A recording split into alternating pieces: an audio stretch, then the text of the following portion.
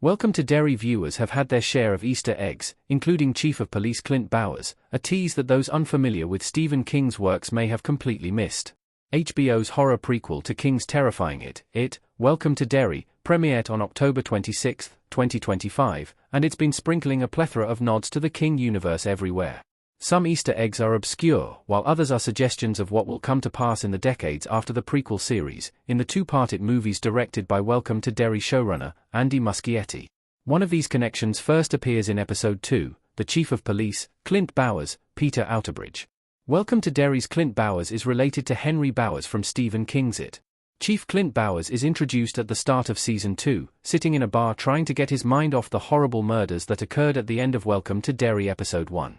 He's not given much respite before some racist constituents from his town approach him and push him to arrest Hank Grogan, Stephen Ryder.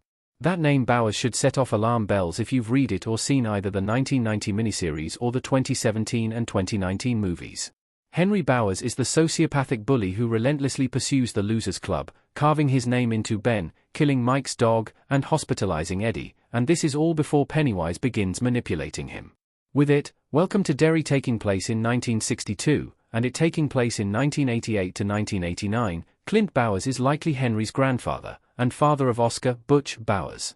This is also supported by Mike Hanlon being roughly the same age as Henry in it, and Mike's grandfather, Leroy Hanlon, Yovan Adepo, being about the same age as Clint. What Welcome to Derry reveals about the Bowers family.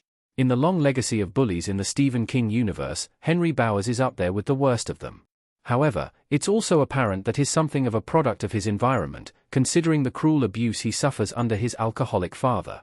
In the films, Butch is also a cop, perhaps inspired by his father, Clint. In the books, though not mentioned in the films, Butch has a feud with Will Hanlon, Mike's father, played by Blake Cameron James in it, Welcome to Derry.